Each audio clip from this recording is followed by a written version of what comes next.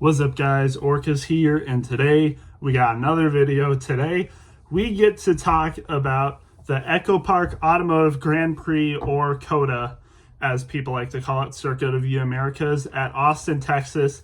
And man, what a race that was. I mean, wow. I remember Watkins Glen from last year being a pretty good race, but this was a really good race. This might be the best road course race I've ever watched.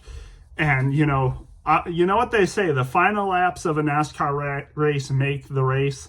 And boy, is that the definition of what this race was. I mean, even then, the final 15 laps or so, maybe even 20 something laps. Man, just spectacular racing up front. You had, I'm just gonna go right into it, but not Chase Elliott, but Christopher Bell versus Kyle Busch. Oh, so good race. Such a good race. Obviously, you had that caution. I'm pretty sure it was Austin Dillon that got caused by Hamlin hitting him. His tires locked up, hit him, put him into the gravel, and we have a caution. And then I think the race starts with 12. The race starts back up with 12 laps to go or something. And it's Christopher Bell versus Kyle Busch, and man, what a race. You could tell that Christopher Bell had the better car. Kyle Busch was playing amazing defense, but it wasn't enough. Kyle Busch's tires weren't giving it enough, and they gave out. Eventually, after so many grueling laps of Bell trying to get past him, doing it cleanly, by the way. This was a clean race, by the way. This didn't happen. The race wasn't decided by someone dumping each other or just bumping and hitting each other. No, they were racing clean. And man, it produced some of the best road course racing I've seen.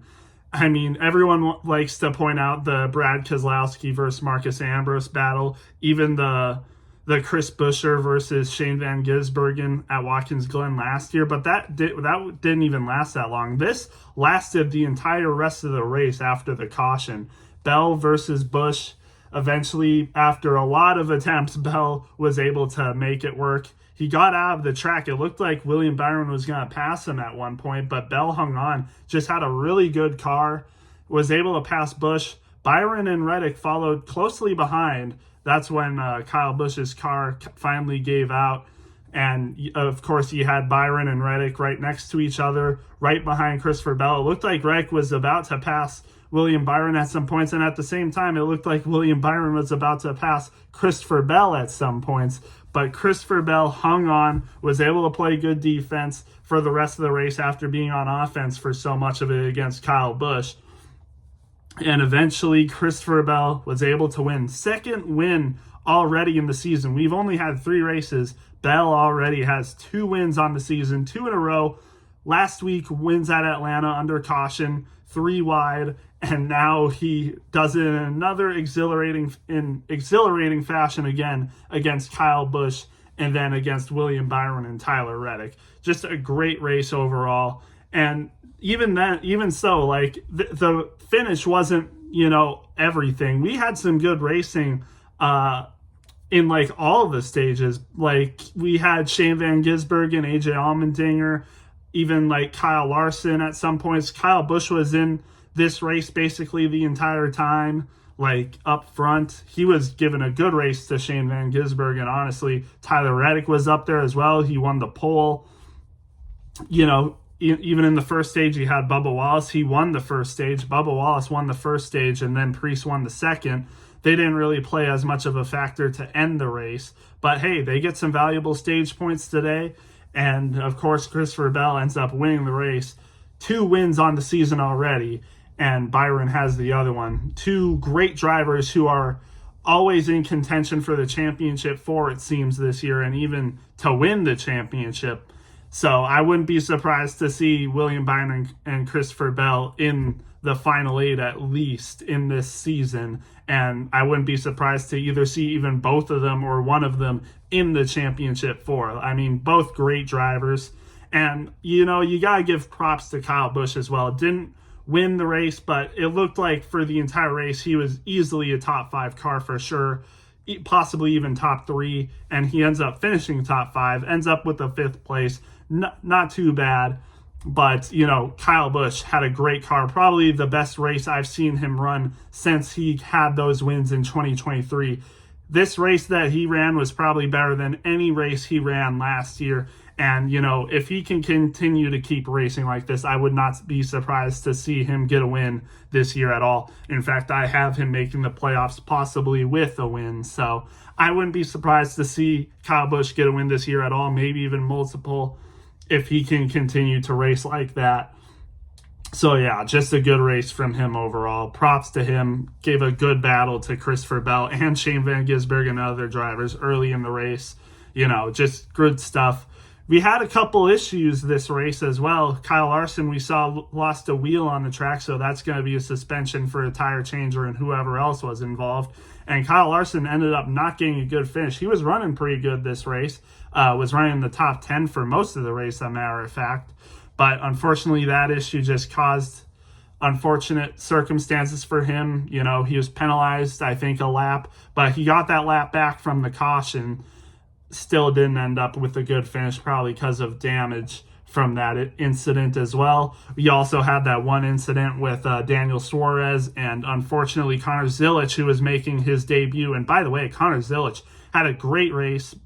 I think it was on lap 1 where he got caught up in a mess, ended up having, damage, I think, had to get repairs. But once we got into stage 2, he was carving out the field. He went from last to 13th or 14th, was running really good. And, it was going to be it looked like he would have probably had a top 10 finish if he was able to race out the rest of this race. But unfortunately, it looked like Daniel Suarez missed one of the turns, got loose and spun out. And then, once he was starting to correct himself, Connor Zilic just couldn't see where he was because of the smoke around the area and just collided right into him. Both of them did not finish the race because of that, unfortunately. And yeah, unfortunate Cup debut for Connor Zilic. Not the same finish that Shane Van Gisbergen had in his Cup debut, but still it was a good showing for Connor Zilic. I wouldn't be surprised to see him get more chances this year in the Cup Series even. We know that he just got that win. He got the win in the Xfinity Series at Circuit of the Americas this year and was looking to have another good finish. I mean, carving out, NASCAR veterans like Brad Keselowski, Ryan Blaney, Denny Hamlin, that's impressive. So I wouldn't be surprised if he gets another chance this year. I wouldn't be surprised to see if he runs at Chicago, perhaps. I could definitely see that happen. Maybe Watkins Glen as well. So I'm excited to see what the future has in store for Connor Zilic. A lot of people are really excited for him. Young prospect.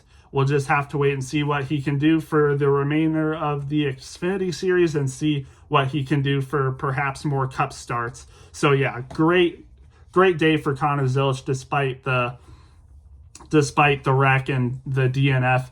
Suarez was also having a really good day as well, going in the top 10. Just unfortunate that that happened to him, but it looked like he was going to have a top 10 finish today as well. Just unfortunate what happened to him, but those stuff like that happens. Again, great race today.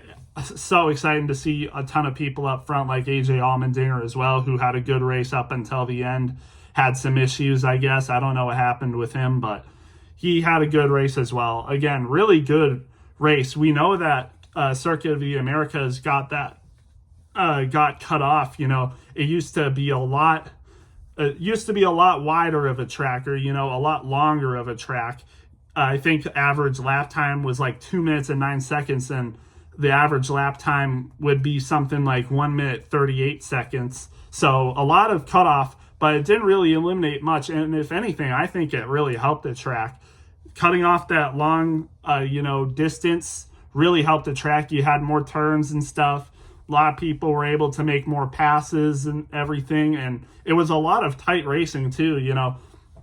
When you cut off all of that straightaway that the previous, circuit had, or whatever configuration of Circuit of the Americas, you're able to make a lot more tight racing and a lot more opportunities to pass. So great job by the designers for, reshaping this track, because they did a really good job, and I really liked how it turned out. So great job by whoever redesigned the track and, cut that part off, because it made for some great racing for everyone. So yeah, just a great race overall. A lot of opportunities for passing, tight battles, especially towards the end. And yeah, let's just get into the driver standings now. Obviously, like I said, Christopher Bell won this race. Great stuff for Christopher Bell. I can't wait to see him more this year, and I hope, he can continue his excellency later into the season. We know last year JGR had kind of a fall off, so hopefully JGR and Christopher Bell can continue to be consistent throughout the year. I would have to say, I guess his teammates would have to improve a little bit, but it's still earlier in the year. Obviously, we haven't even got to intermediates and short tracks yet, so we'll just have to wait to see what they do. And then, like I said, in second comes William Byron, so close to winning, just came up short, and Reddick was right behind them as well at the end. Unfortunate that they couldn't get the win, but hey, they had a good run, and we'll probably be seeing all these drivers that were in contention in the playoffs, and so yeah.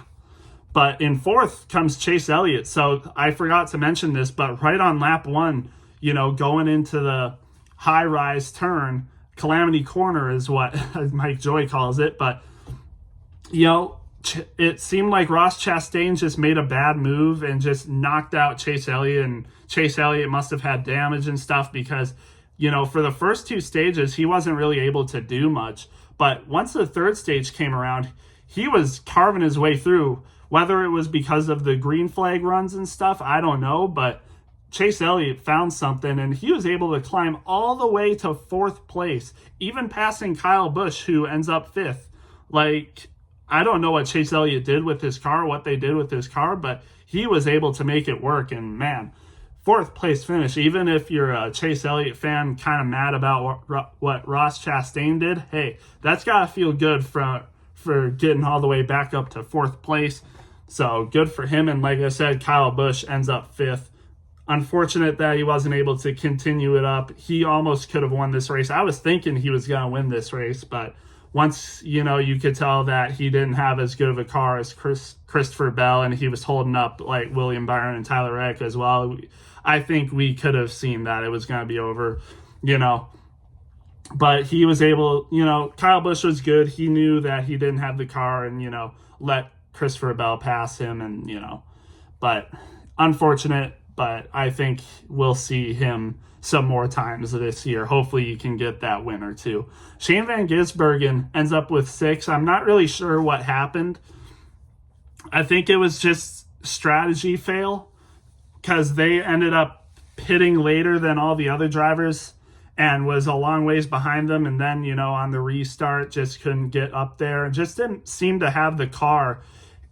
He was outside of the top 10 for a little bit, but then clawed his way back up a little bit, but it was too late.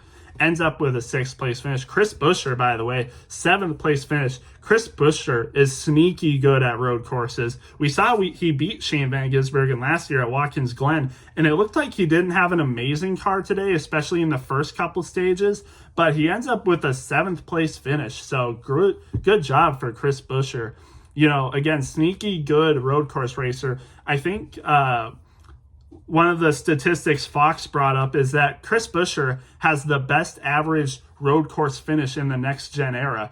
He might only have one win or something. I think he only has one win on a road course in the next gen era, but he has a really good average finish. So that 7th place is going to really help him as well, because I think his average finish is right around 7th place. So I think that helps his statistics, so good for him. And then also really good for Noah Gragson. I don't think anyone expected Noah Gragson to be in the top 10 today, but I don't know how he did it.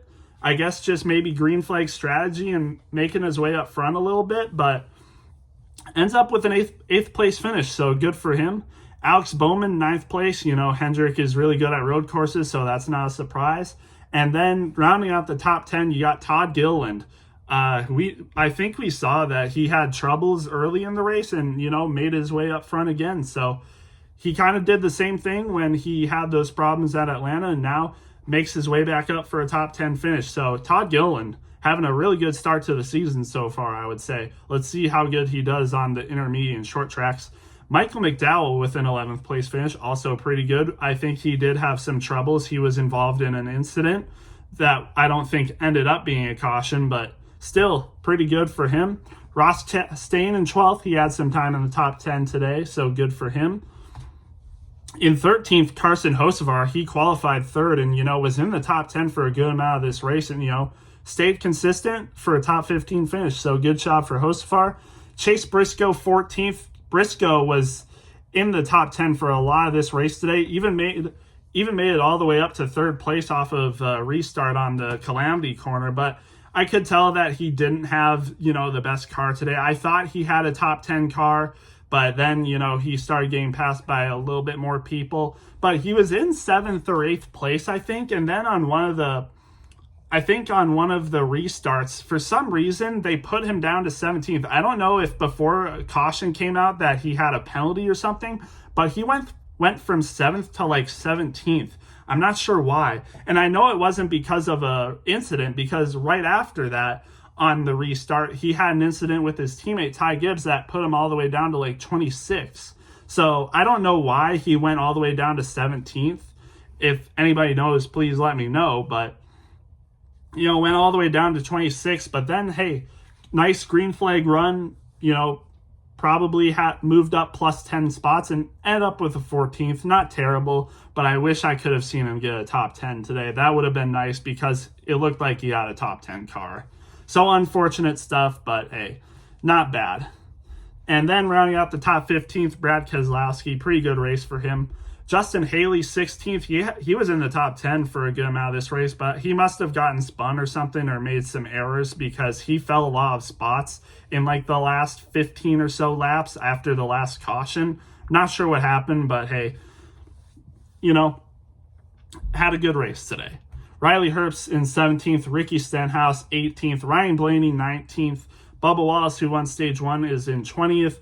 Hamlin 21st, just not a great day. Hamlin's normally a better road course racer, but just didn't have the car today, I guess. I know he was involved with some incidents, but they weren't enough to hinder his car. Oh no, I think the first lap was really bad. He had his whole right side torn off on his tire, but he was still running good after that. I don't think that's what hindered him. So unfortunate day, but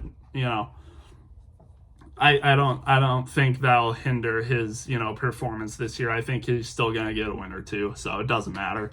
22nd, John Hunter Nemechek. 23rd, Cole Custer. 24th, Logano Cindric. 25th, we saw him with an incident, and Ty Dillon, I remember. He put Ty Dillon into the wall, so that was interesting to see. And I think that damage he had probably hindered his car, so that explains. Josh Berry, 26th. Eric Jones, 27th. Ty Dillon, 28th with a damaged car. Zane Smith, 29th. I'm pretty sure he had damage on his car as well. 30th, AJ Allmendinger. I'm not sure what happened to AJ Allmendinger, but he was running top 10 for most of this race. I saw during the last laps, he was in 11th or something. So, I just don't think he had a good car overall, especially towards the end. And then something must have happened that made him go into 30th. But he was having a way better day than that. So not sure what happened, but hopefully he can do better on the next road course. But again, kind of like Connor Zilic today, the result won't show how good of a day AJ Allmendinger had because he had a good day. He was a top 5 car at times. So unfortunate for him. 31st, Cody Ware. 32nd, Kyle Larson, just not a good day. I know what happened. His tire fall off and then, was a lap down and then just couldn't get up the field after that because of the damage probably. Just unfortunate. Ryan Preece must have had some damage too from an accident because he ends up 33rd and he was a top 20 car for most of the race. So not sure what happened with him. Ty Gibbs, 34th. He was involved in one of the incidents. He was involved in a lot of incidents, I think. So unfortunate day for him, but he just wasn't running that good. Austin Dillon had some damage after being put into the gravel by Denny Hamlin, and I think he bent a toe link or something, had some damage, so didn't finish the race. And then, of course, Zilich and Suarez didn't finish the race. So that rounds out all the drivers. Again, I think this was a really good race. One of the best races, road course races I've seen, and probably, a really good race this year. A really good race this year, a lot better than the COTA of last year. So all the stuff they did to improve the track and, whatever they did with the cars and stuff, just a great race. So thumbs up for this race. I would give this race probably not an A-. I think I would give this a solid A tier. So maybe like an 8.8 out of 10. I think that's fair. I think an 8.10 is fair. And that would put it so far as the second best race of the year, only under Atlanta, which had a 9 out of 10.